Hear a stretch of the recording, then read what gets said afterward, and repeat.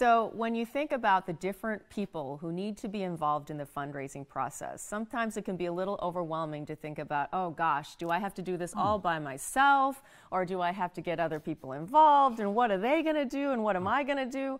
Well, we'd like to give you a little bit of structure to be able to think about the fundraising process. We're going to give you 3 roles inspired by Malcolm Gladwell's The Tipping Point that help you structure your fundraising ask, with the understanding that if you're in a small organization, you may have to serve all 3 of these roles.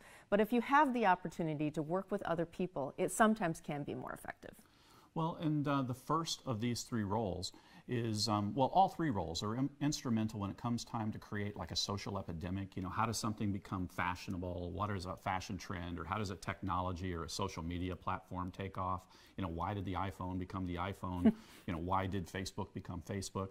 Well, it's because there were these 3 roles in the growth of each of these entities, these organizations, these platforms.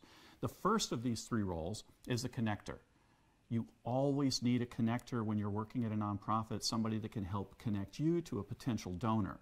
And those connectors share a few things in common. One of the things that they share is they kind of know everybody, or at least they know the right people. They know the people that you want to connect with, or they know somebody who knows somebody who you want to connect with. So these are individuals that one of the characteristics they have is that they're trusted. You know, think about it. If there's somebody who wants advice or they want to be introduced to someone, do they call you? Are you that connector who can put them in touch with somebody who can help them learn more or accomplish the goal that they have? Or is there somebody that you always go to? Maybe it's somebody that has worked at your organization in the past, maybe it's a best friend, or maybe it's somebody who just knows everybody. But the key element about the connector is that they are trusted and they can help you get an opportunity to speak with others that you might not otherwise have a chance to. So if the connector opens the door for you, the expert is the person who builds trust because they know everything. And they're the people who are closest to your program. So perhaps it's your executive director or your secretary general or whomever is in charge of your organization. And that's the person who knows how your organization works or your program works inside and out. And so very often they're communicating trust because they know so much. So if someone talks to them, they understand that that person is really the expert in that field and can give you more information. But the other thing is that the expert may also be someone who's providing a testimonial. It may be someone who's received your services and is so invested in your organization because they've seen the good that your services can provide. So maybe it's that. Or maybe your expert is someone who's already a supporter of your organization, who's so invested in your organization because they personally think this is a good cause. And they've made their financial contributions, so they're going to encourage other people to do it as well because they think this is important. So your expert could be your technical expert, so your programmatic expert.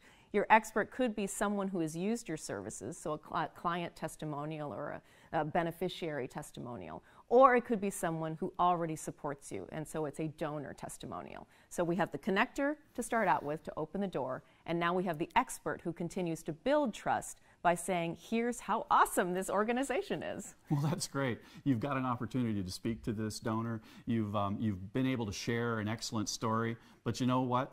You're never going to get the gift if you don't ask for it. You're never going to get the gift if you don't close. And that's the third role, the closer.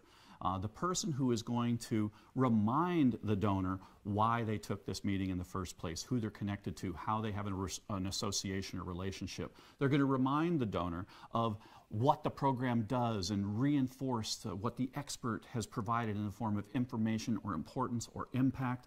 And then they're going to take that next step, that leap of faith, and ask for the financial support, which can be kind of scary.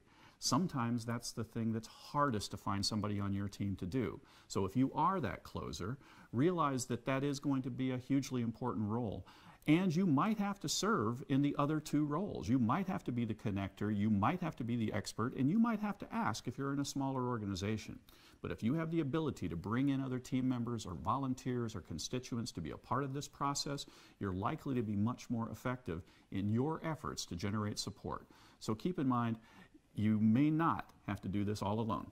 So again, we have the connector, the person who opens the door, the expert who gives the information and builds the trust, and the closer who asks for the gift.